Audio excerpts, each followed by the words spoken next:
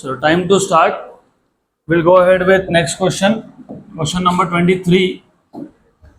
A tiger chases a deer 30 meter ahead of it and gains 3 meter in 5 seconds after the chase begins. The distance gained by the tiger in 10 seconds is. अच्छा question है, good question. Tiger chases a deer 30 metre ahead, तो initial distance between tiger and deer is 30 metre and gains 3 metre in 5 seconds. ये important है, 3 metre distance gain किया 5 second में. So from this information कुछ तो हमको information दिया ना, इससे कुछ पैरामीटर मिल सकता है. आपको पूछा है distance gain by the tiger in 10 second is, तो 10 सेकेंड में और कितना डिस्टेंस टाइगर गेन करेगा, ऐसा क्वेश्चन है. तो इस टाइप के जो क्वेश्चंस होते हैं ना, उसमें बेसिकली एक केस से आपको कुछ इंफॉर्मेशन मिलता है और दूसरे में यूज करना है. आपको पूछा distance gain by tiger in 10 seconds, तो डिस्टेंस गेन होता है s equal to ut plus 1/2 at square. हाँ, तो 10 सेकेंड में कितना डिस्टेंस गेन किया, u को 0 मान लेता हूँ, half a 10 square, 10 square 100 by 2 is 50, तो ये 50a आ गया इक्वेशन नंबर 1. अगर मुझे एक क्वेश्चन सॉल्व करना है तो मुझे a की वैल्यू चाहिए. अब वो कहाँ से आएगी, तो वो जो केस नंबर 1 था उसमें वापस ऐसे equal to ut plus 1/2 at square लगाओगे, और केस 1 में आपको बोला है distance gained is 3 metre in a time of 5 seconds, तो s equal to 3 metre in 5 second है. तो ये सब्स्टिट्यूट करो तो 3 equals to 0 plus half a t square मतलब 5 स्क्वायर, करेक्ट.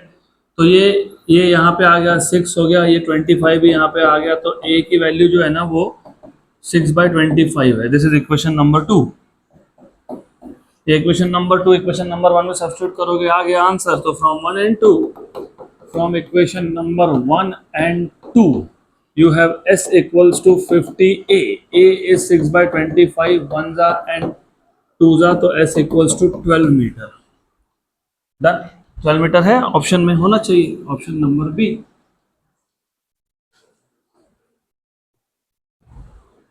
चलो अगला क्वेश्चन, नेक्स्ट क्वेश्चन.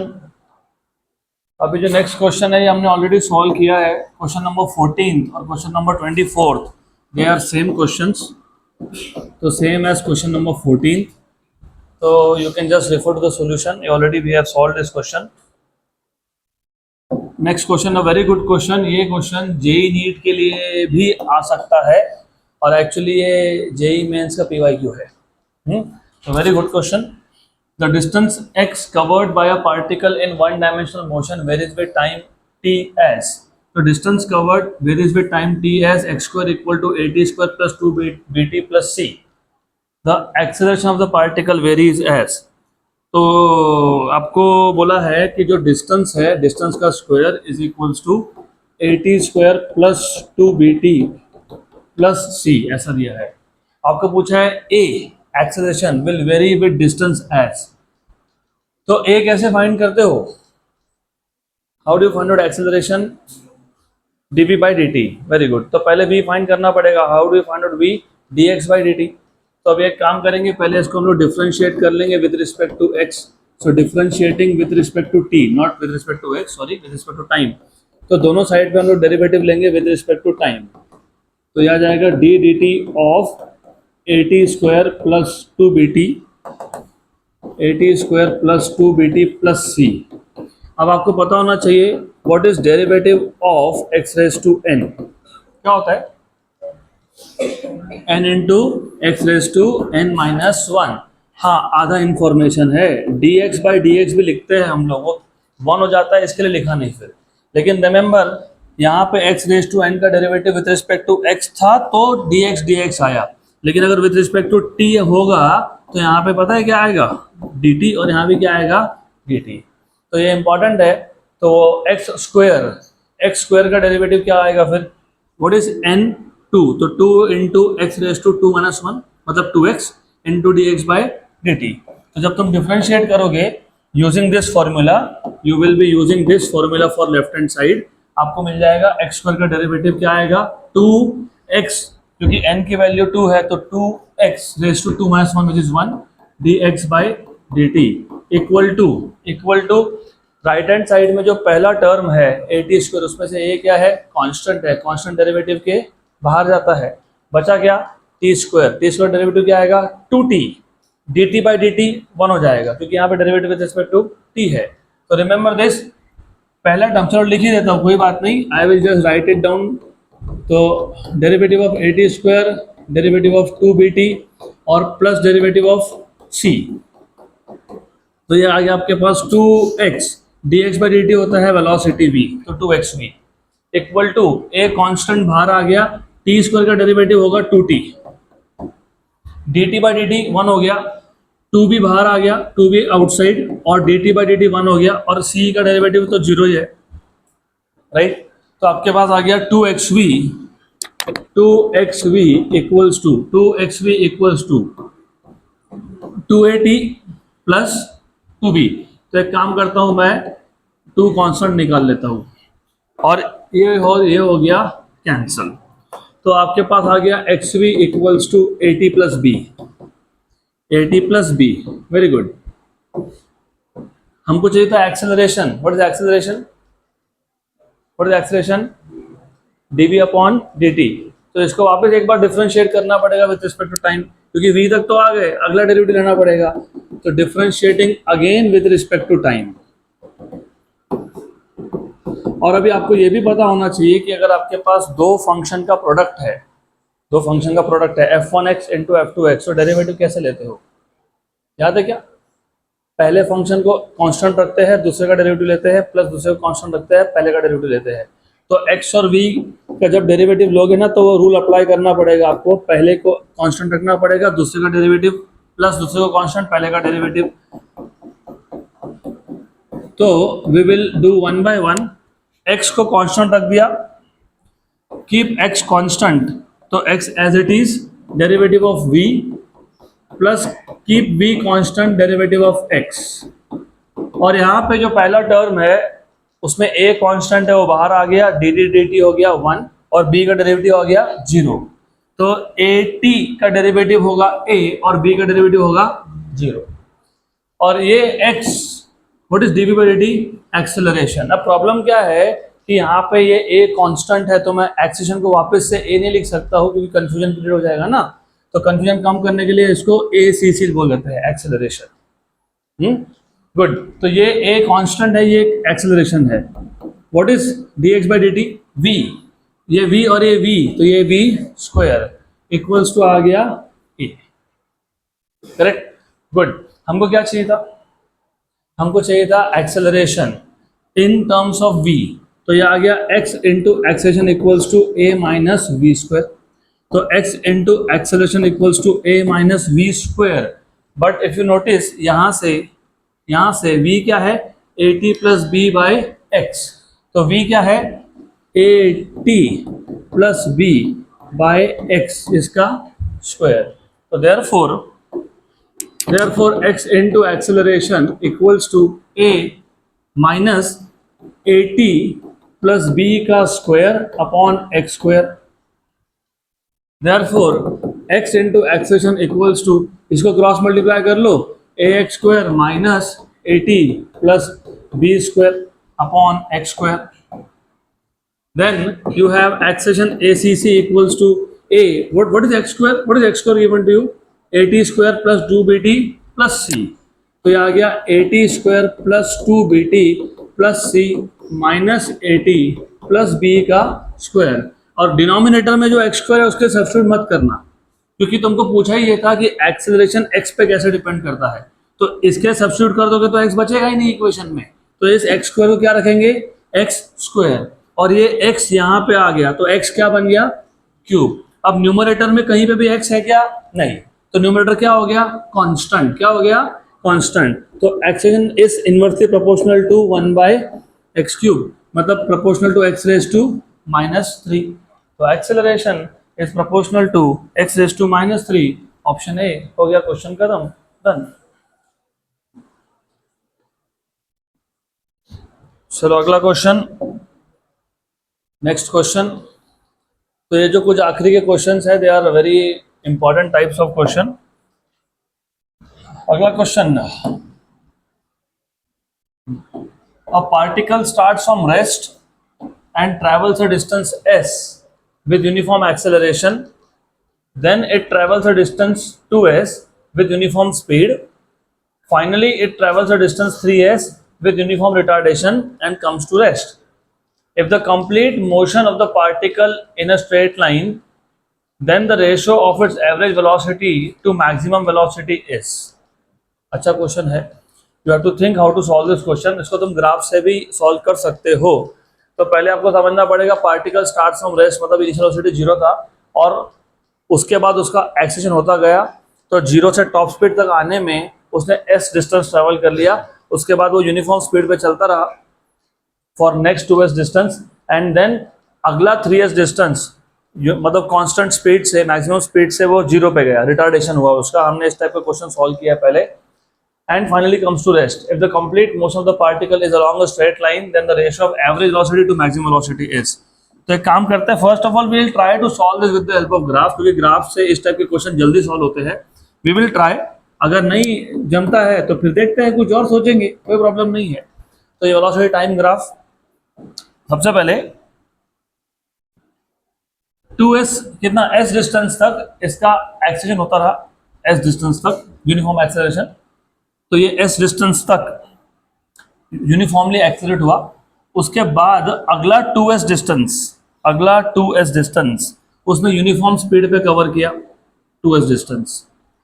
उसके बाद अगला 3s डिस्टेंस, अगले 3s डिस्टेंस के लिए क्या था, अगले 3s डिस्टेंस के लिए रिटार्डेशन था, रिटार्डेशन। तो अगला 3s डिस्टेंस के लिए रिटार्डेशन था, 3s डिस्टेंस के लिए रिटार्डेशन था। तो मान लो ये अगला 3s डिस्टेंस है, समथिंग लाइक दैट। तो ऐसा कुछ ग्राफ आपको मिलेगा। ओके, देन आपको पूछा है what is the ratio of average velocity to maximum velocity. तो सबसे पहले एक काम करते हैं, यहां से यहां तक टाइम t1 मान लेते हैं, ये टाइम t2 मान लेते हैं और ये टाइम t3 मान लेते हैं। गुड, देन यहां कितना डिस्टेंस ट्रेवल हुआ, s, यहाँ कितना हुआ 2s, यहाँ कितना हुआ 3s। आप ग्राफिकली भी सोच सकते हो, इक्वेशन के टर्म्स में भी लिख सकते हो। Will see how to solve. Good, अब यहाँ पे यूनिफॉर्म एक्सेलरेशन है a, गुड, और एक्सेलरेशन a है ऐसा मान लेते हैं। देन रिटार्डेशन b है ऐसा मान लेते हैं। मैक्सिमम वेलोसिटी और एवरेज वेलोसिटी का रेशो। अच्छा, मुझे एक बार बताओ, पहले पार्ट में v equal to u plus a t apply करते हैं। तो v मतलब मैक्सिमम वेलोसिटी, क्योंकि यहाँ पे आते आते वेलोसिटी मैक्सिमम हो जाएगी और इनिशियल वेलोसिटी कितनी थी, 0। और एक्सेलरेशन को क्या बोला है मैंने, a, और टाइम कितना है t1। वेरी गुड, तो v इक्वल्स टू at1, ये है मैक्सिमम वेलोसिटी, इसको vm बोलता हूँ। This is maximum velocity. How do you find out average velocity? Total distance upon total time. Distance कितना था 2s और कितना था 3s, ये डिस्टेंस 3s था। तो average velocity is total distance upon total time, total distance upon total time.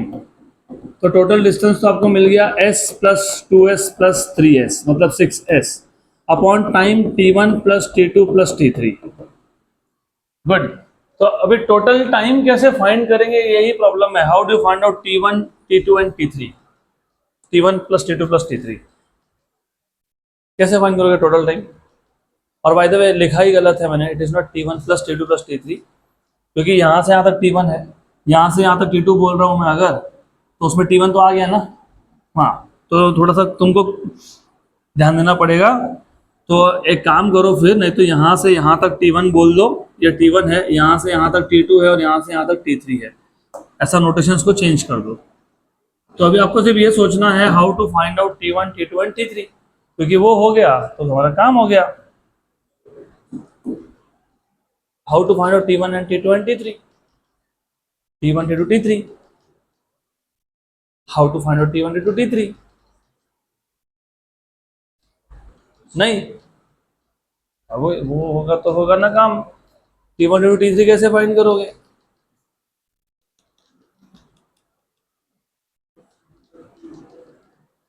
S equals to UT plus, no no no no, maximum speed में क्या है? 81। यहाँ पे S1 इस S, S2 इस 2S, S3 इस 3S, तो ये तो टोटल डिस्टेंस हो गया T1 T2 T3। आपको रेशियो पूछा है, किसका रेशियो पूछा है? किसका पूछा है? एवरेज टू मैक्सिमम, मतलब बेसिकली मुझे एवरेज वेलोसिटी और मैक्सिमम वेलोसिटी को डिवाइड करना है, डिवाइड करना पड़ेगा इनको। तो ये 81 है नीचे, तो आपको ये सोचना पड़ेगा कि ये 81 हटाए कैसे, क्योंकि आंसर में तो सिर्फ नंबर्स है। तो ये अगर ग्राफ से नहीं आ रहा फिर तुमको कुछ और सोचना पड़ेगा, because you have to tell me the answers from either from graph और फ्रॉम द अदर मेथड। तो बाकी दूसरी मेथड कैसे सोचोगे? How will you solve? तो मैंने ऑलरेडी बताया ये क्वेश्चन हमने ऑलरेडी इस टाइप का क्वेश्चन सॉल्व किया है क्लास में। We have solved this type of question. Average velocity is always total distance upon total time, total distance upon total time. जो पहला डिस्टेंस था वो s था, फिर 2s था, फिर 3s था। अभी तुमको सिर्फ सोचना है टाइम के बारे में, how to find out T1 T2 and T3, how to find out T1 T2 and T3। T1 T2 T3 कैसे फाइंड करोगे? T1 था T1 case 1 distance S1 you should know V equals to U plus AT, right? V equals to, ये पहले case का final speed है, पहले case का final speed है, ओके, ये 0 है, ये A बोल देता हूँ इसको मैं A, और ये T1 है। जो पहले केस का फाइनल स्पीड है ना वो दूसरे केस का इनिशियल होता है, ये तो पता होना चाहिए था। तो यहाँ से तुमको V1 मिल गया और इस V1 से तुमको T1 मिल जाएगा। तो अभी इसको रखो फिलहाल साइड में, अभी केस 2 सोचते हैं। केस 2 कहाँ से स्टार्ट हुआ? ग्राफ भी ध्यान में रखना, केस 2 यहाँ से स्टार्ट हुआ, मतलब जो पहले केस का फाइनल स्पीड था वो दूसरे केस का इनिशियल स्पीड है। तो ये याद रखना कि सेकंड केस कहाँ से स्टार्ट हो रहा है? जहाँ पे पहला केस खत्म हो रहा है। और तुमको अगर ग्राफ मैंने ड्रॉ नहीं किया होता तो शायद कंफ्यूजन भी होता, लेकिन ग्राफ साथ में है हमारे, इसका मतलब ये आपका V1 वैल्यू है स्पीड का, और उसके बाद वो V1 पे ही चलता रहा। तो सेकेंड केस का जो स्पीड है ना, जो सेकेंड केस का स्पीड है वो पहले केस का फाइनल है। तो और आपको पता होना चाहिए ऐसे केस में क्या करते हो, S equal to UT plus 1/2 AT square लगाते हो। इसको भी देखेंगे बाद में, पर पहले इधर आ जाओ। S2 क्योंकि सेकेंड केस, U2 T2, और A तो 0 है क्योंकि सेकेंड केस में पार्टिकल कहाँ एक्सीलरेट हुआ, वो तो कांस्टेंट स्पीड पे चलता रहा, राइट? तो A 0 है, तो यहां से S2 कितना है वो तो क्वेश्चन में ही दिया है, कितना दिया है? 2s बराबर। U2 is the initial speed of the second case which is final of the first case, मतलब V1 into T2 बराबर। गुड श्योर 100% पक्का हाँ। तो T2 क्या आ गया? What is T2? 2s by V1, लेकिन V1 खुद क्या है? 81, क्या है? 81। तो T2 मिल गया आपको इन टर्म्स ऑफ T1। देखेंगे, पहले फाइंड तो कर लो, बाद में देखेंगे ना, विल सी। बराबर है क्या ये? Is that correct? यस, देखेंगे बाद में। अब case 3 you have to understand कि यहां पे भी स्पीड V1 है, तो केस 3 का इनिशियल स्पीड भी V1 है। केस 3 का फाइनल स्पीड कितना है? 0 है। कितना है? 0 है। तो ये आपको मिल गया केस 3 का इनिशियल स्पीड, और डिस्टेंस कितना दिया हुआ है? डिस्टेंस कितना है? 3s। और एक केस रिटार्डेशन का है क्या? हाँ है, रिटार्डेशन का केस है वो। तो क्या करेंगे अब s equals to UT plus 1/2 AT square use कर लो। गुड। देन s कितना है इस केस का? s कितना है? 3s equal to U3 is V1 and V1 is 81 T3, और ये माइनस कर दिया मैंने। माइनस क्यों कर दिया? क्योंकि रिटार्डेशन है। क्या है ये? Retardation. 1/2 A3 T3 square. Okay, तो अब इसको सॉल्व करना पड़ेगा आपको। तो सॉल्व करके मुझे बताओ कि T3 की वैल्यू क्या आई, T2 की वैल्यू क्या है, और यहाँ सब्स्टिट्यूट करके बताओ आंसर क्या आया। देखो ऐसा है, रिमेंबर फिजिक्स में ना ब्लाइंडली स्टेप्स फॉलो करते जाने से कोई मतलब नहीं निकलता है, यू हैव टू थिंक। मैंने दो मेथड बताए, दोनों से सेम आंसर आता है, but you have to think. आपको पूछा था एवरेज स्पीड और मैक्सिमम स्पीड का रेशो, और आंसर्स में नंबर है, सिर्फ रेशो है, ना टाइम दिख रहा है यहाँ, ना पे नहीं, यहाँ पे डिस्टेंस दिख रहा है।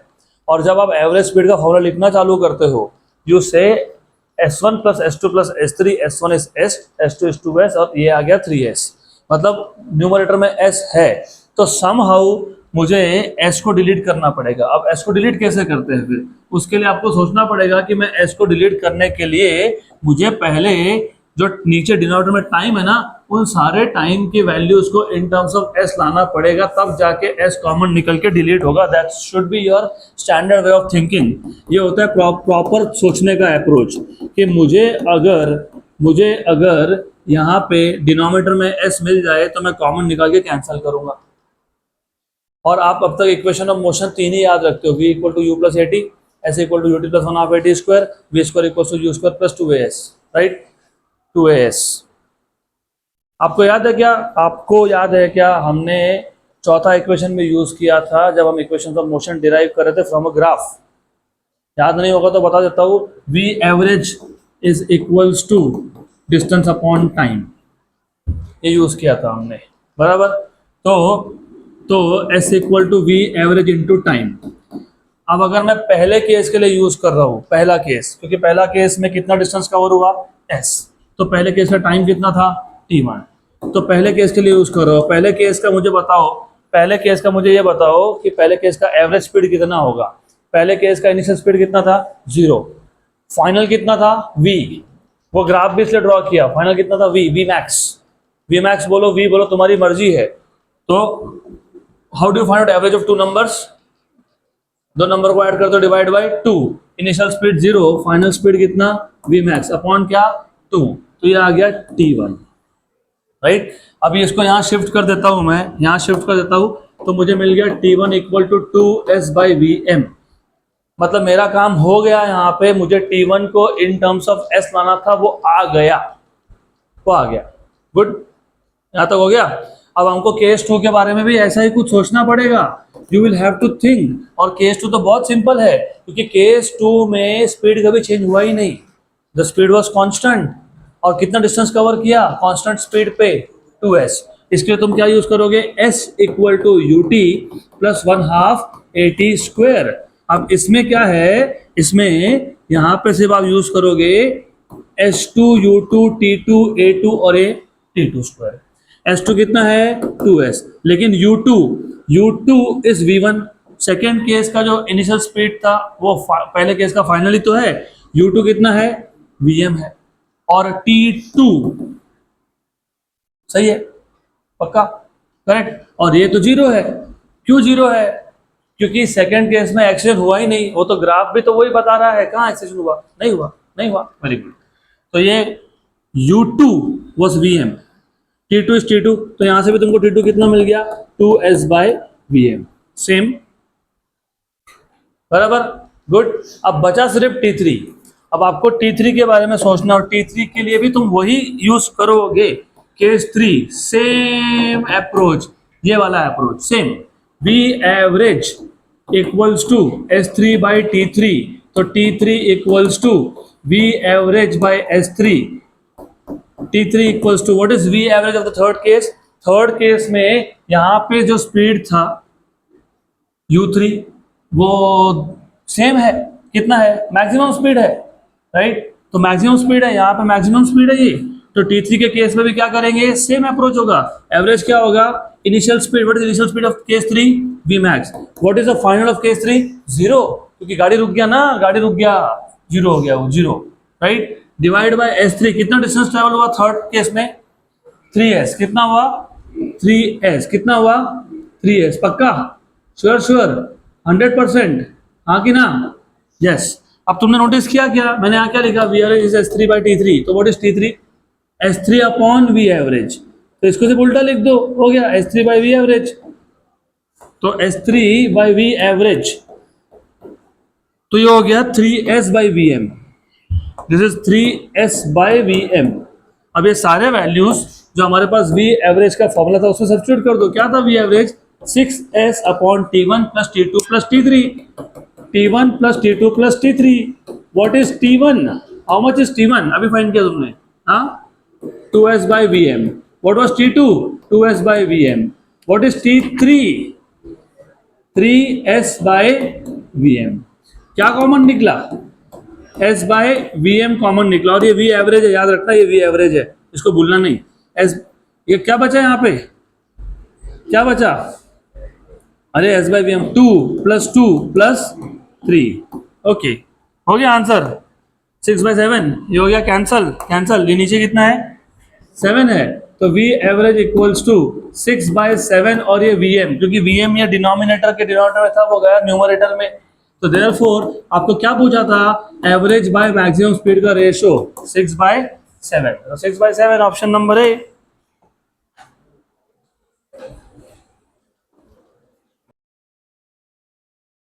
तो अभी ये क्वेश्चन ग्राफ से भी आता है। अभी आपके लिए एक होम असाइनमेंट है, वो ग्राफ तो मैंने ड्रॉ करके दे ही दिया। सिर्फ आपको ये सोचना है ग्राफ से कि T1, T2, T3 को तुम इन टर्म्स ऑफ S कैसे लाओगे, which is very simple case. मैं आपको ओरली बता देता हूँ। ग्राफ से फास्ट होता था ये क्वेश्चन अगर ध्यान होता तो। अभी ग्राफ से फास्ट कैसे होता है? एवरेज स्पीड क्या है? Total distance by total time. Total distance कितना है? s plus 2s plus 3s, तो 6s upon total time is T1 plus T2 plus T3। तो T1 कैसे फाइंड करोगे ग्राफ से? T1 वही T1 कैसे फाइंड करोगे? ये जो एरिया है, area of triangle, this is the distance, तो ये S है। Area of triangle is distance. तो what is area of triangle? Half base into height, half base into height. तो half base is T1, height is Vm, and this is distance S. So you have T1 equal to 2S by Vm। तो हमको भी तो वही मिला था ना T1, वही तो T1 हमको मिला था कि नहीं मिला था T1? ये देखो क्या लिखा है, 2S by Vm, राइट। और सिमिलरली ये जो है ना, ये S2 है, यू नो, एरिया इज मतलब distance is area of this rectangle. ये T2 है, ये Vm है, तो T2 into v m equal to 2S। तो यहां से भी तुमको T2 मिल गया 2S by Vm। T2 भी हमको क्या मिला था? 2S by Vm, बराबर, गुड। और सिमिलरली यहाँ पे भी वही है, ये डिस्टेंस कितना है? 3S, लेकिन डिस्टेंस क्या होता है? हाफ बेस इनटू हाइट होता है। तो 3S is half base T3 है, और हाइट Vm है। तो T3 कितना है? T3 कितना है बताओ मेरे को? T3 half base into height कर लिया ना आपने, तो यहाँ से T3 मिल जाएगा तुमको। हाँ, अभी इसको सॉल्व कर लेना। इसको सॉल्व करके you will finally have T1 plus T2 plus T3। इसको पूरा सॉल्व कर लो, डन। तो ऐसा आपको मिल जाएगा यहाँ से आपका आंसर। अगला क्वेश्चन,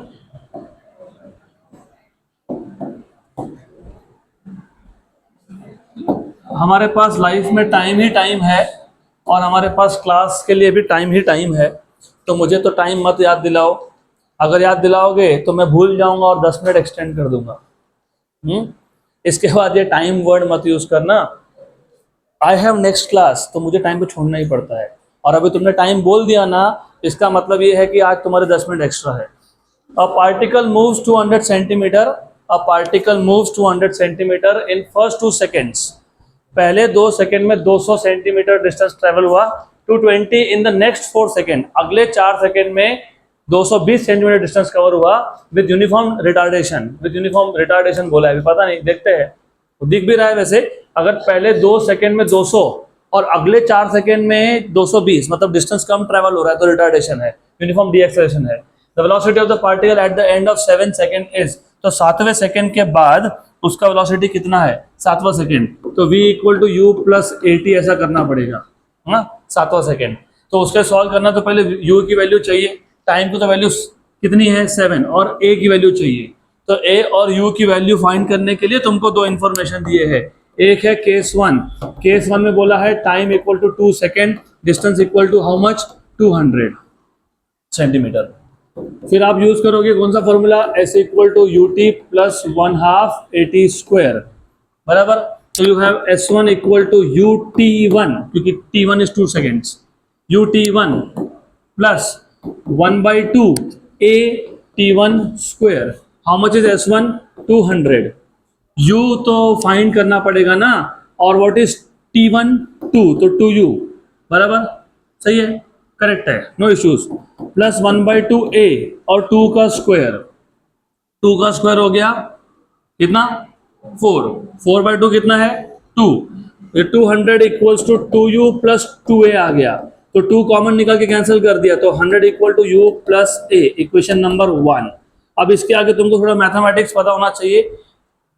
स्कूल में आपने ना x plus y equal to something something ऐसा इक्वेशन देखा था.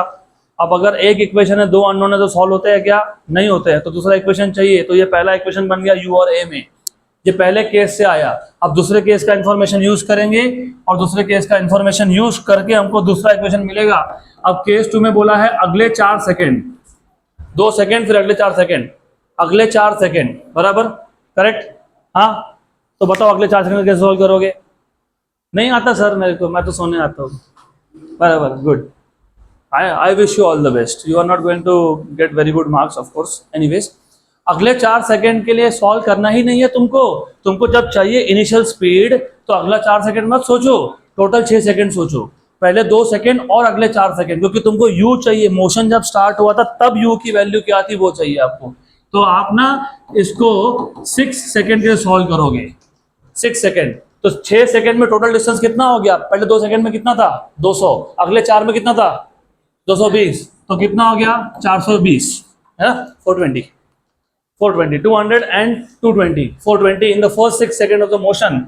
वे यही फॉर्मूला यूज कर रहा हूं मैं. u तो लिख देता हूं तुम्हारे लिए, s equal to ut plus 1 half at square, s equal to ut plus 1 half at square. What is total time? 6, तो 6u, 1 by 2a, 6 का स्क्वायर, तो 420 equals to 6u plus what is 6 square? 36, 36 by 2, 18. All are factors of 6. 6 से divide कर लो, this is 70 equal to u plus 3a, equation number second. अब तुम equation number 2 में से 1 को सब्ट्रैक्ट कर लो, 1 में से 2 को सब्ट्रैक्ट कर लो, आपकी मर्जी है. इक्वेशन में से 1 में से 2 को सब्ट्रैक्ट कर लिया, 100 equal to u plus a, ये था 70 equal to u plus 3a. Minus minus minus, 100 में से 70 गए तो 30, ये हो गया 0, ये हो गया माइनस 2a. तो माइनस 2a इक्वल्स टू आ गया 30, तो a इक्वल्स टू आ गया कितना? माइनस 15 सेंटीमीटर पर सेकेंड स्क्वायर, क्योंकि हमने डिस्टेंसेस को कन्वर्ट नहीं किया था, तो a आ गया माइनस 15. अब a की वैल्यू माइनस 15 इक्वेशन नंबर 1 में या 2 में सब्स्टिट्यूट करके u मिल जाएगा. So put a equals to minus 15 in equation number 1. वो था 100 equal to u plus a, लेकिन a की वैल्यू कितनी है? माइनस 15, तो u कितना हो गया? 115. कितना हो गया? 115 बराबर. अब ये जो वैल्यू है u की और जो वैल्यू है a की, वो v equals to u plus 80 में जाएगी, v equals to u plus 80 में जाएगी. u कितना है? 115, a कितना है? माइनस 15, और कितना टाइम के बाद पूछा था? 7 सेकेंड. 15 इंटू 7 कितना होता है? 105. 115 में से 105, तो कितना बचा? 10 सेंटीमीटर पर सेकेंड. तो फाइनल स्पीड इज 10 सेंटीमीटर पर सेकेंड. Option number A.